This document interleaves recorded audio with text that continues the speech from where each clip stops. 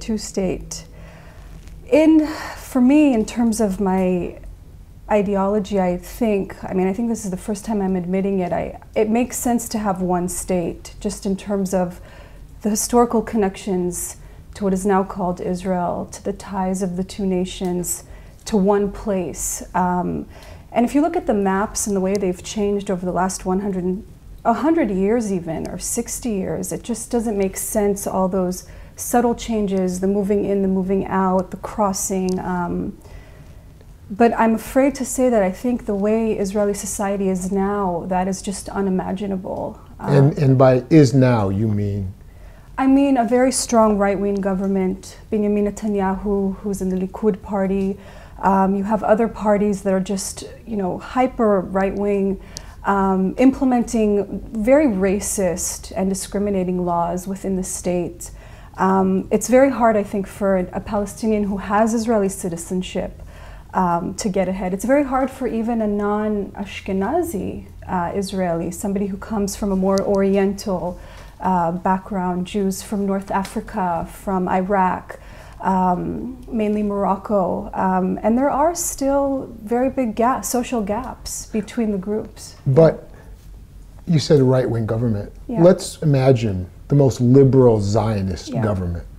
Can there be a Jewish state and democracy? Here's the thing with your question, because you're putting liberal and Zionist together, and already Zionism embeds within it the notion of a Jewish state for Jews. And the way it's transformed, I don't see how Zionism as a concept can incorporate the non-Jewish. So I think that in terms of a one-state solution, we would have to rethink the concept of Zionism as such, which is a concept that must contain the Jew within the Jewish state. Growing up in Israel, we have a very one-sided way of reading history, and it's not just in comparison to the Palestinians, it's usually the history of European Jews, and not Jews that come from all over the world. So it's also very hard to speak to Israelis who haven't read or haven't been exposed to the other side. And so in their mind, there's only one side, and that one side has to be right. And so when you bring a sort of counter opinion, it's very hard for somebody to deal with that. But I think in some, I think like there are Holocaust museums, whether in the U.S.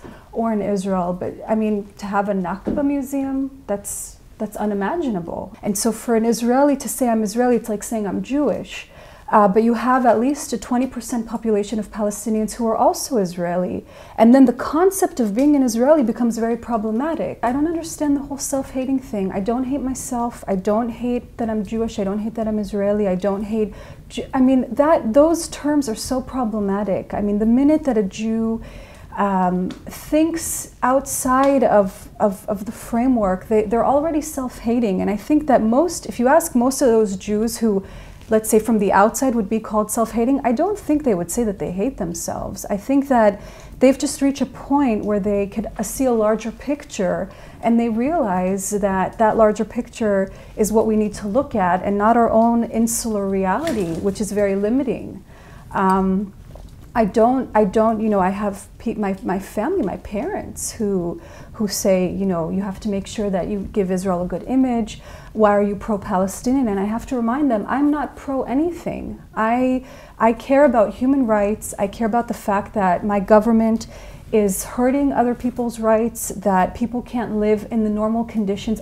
Sometimes I look around, and Tel Aviv is such a lively city, and most of Israel, Israel is a beautiful country. Why can I enjoy that and not someone else who was born here?